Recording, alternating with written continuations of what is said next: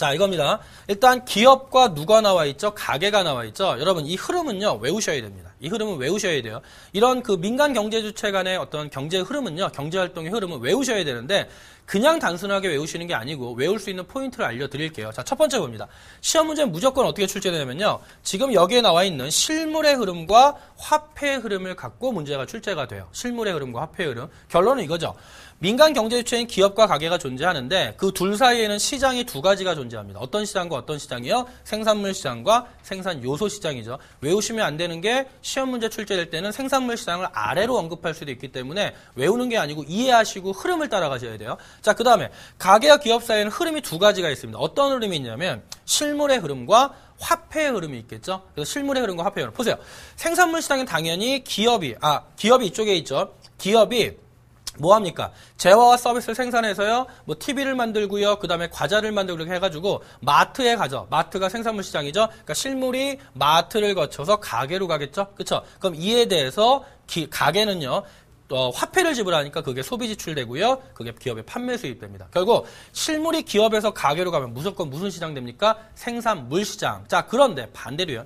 생산 요소 시장. 자, 생산 요소는 생산에 필요한 요소죠. 그런 생산 요소는 누가 제공합니까? 가계가 제공하겠죠. 그래서 노동 토지 자본 경영이라는 생산 요소 실물을 생산 요소 시장을 통해 노동은 어떤 겁니까? 예를 들어 뭐 잡과 관련된 인터넷에 보면 구직 사이트들 있죠. 그런 것들이고요. 자본은요. 금융 시장, 은행이 되겠죠.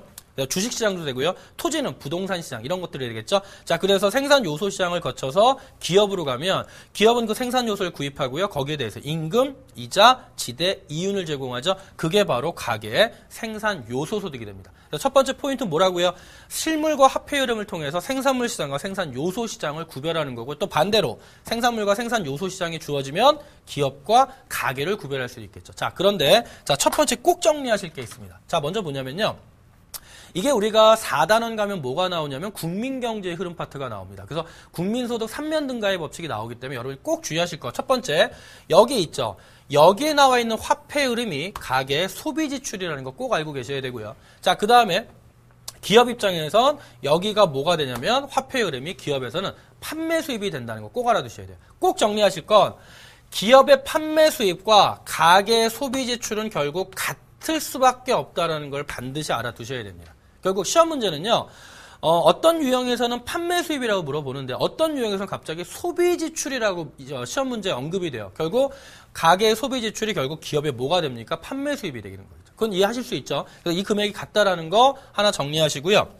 또 하나 기업의 판매 수입을 구하는 공식도 무조건 알고 계셔야 되죠. 기업 입장에서 판매 수입은 가격 곱하기 판매량이죠. 그래서 가격 P, 그쵸?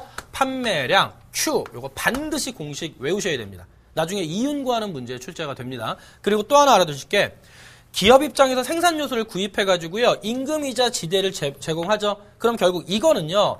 기업 입장에서 뭐가 되냐면요. 생산비가 된다라는 거고요. 그 다음에 가계에서는 생산 요소 소득을 얻겠죠. 자, 이 생산 요소 소득이 가계 입장에서는 뭐가 됩니까? 아까 얘기했던 분배 소득 또는 요소 소득이 되는 거겠죠. 용어 정리하세요. 노동 토지 자본 경영은 가계 입장에서 분배 측면이죠. 그래서 분배 소득 또는 요소 소득이라고 합니다. 자, 이해되셨고요. 자, 그런데 하나를 좀 더 정리하실 게 있습니다. 그게 바로 뭐냐면 여러분이 꼭 정리하실 거. 기업과 가계 사이에서는요. 기업과 가계 사이에서는 꼭 정리하세요. 등가의 법칙이 성립되더라. 자, 작년 수능 특강부터 올해 수능 특강 평가원 모의고사에서 계속 이 경제순환 과정과 관련된 문제로 계속 출제하고 있는 게 바로 등가의 법칙입니다. 자, 여러분 등가의 법칙이라는 얘기는 뭐냐면요. 가치가 같다라는 거죠. 결국 이거예요. 실물이 가면요. 그 실물에 해당하는 액수의 화폐가 오는 거예요.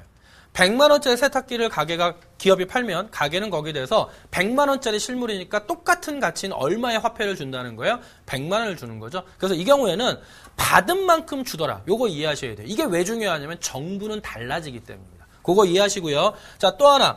이제 마지막 정리하면 됩니다. 여러분, 가계라는 경제 주체는요. 뭐의 주체가 되죠? 이건 간단히 정리하세요. 소비의 주체가 되겠죠? 그래서 뭐를 극대화합니까? 가계는 맥스, 효용을 극대화하는 거죠. 자, 효용은요, 만족이고요. 편익이 되겠죠. 그래서 효용 극대화고요. 그래서 가계 경제 원칙은 뭐가 되냐면 효율성이 됩니다. 효율성에 입각해서 최소의 비용으로 최대 효과를 얻기 위한 소비를 하는 거고요. 효율성을 추구하더라. 뭐를 극대화한다고요? 효용을 극대화하더라. 그쵸? 자, 그리고 하나 더 정리하세요. 생산물 시장에서 가계는 수요자예요. 하지만 생산 요소 시장에서 가계는 공급자가 되죠. 무조건 가계는 수요자가 아니에요. 시장에 따라 달라집니다. 자, 그 다음에요. 기업을 볼까요? 자, 기업은 뭐를 극대화합니까? 기업은요. 방금 위에서 말씀드렸죠? 이윤을 극대화하는 거죠. 총 판매 수입에서 뭐를 빼준다? 생산비를 빼주는 이윤을 극대화하고요. 마찬가지로 기업이 이윤을 극대화할 때 경제 원칙도 효율성이 됩니다. 이 정도 기본만 여러분이 체크하시면 되고요.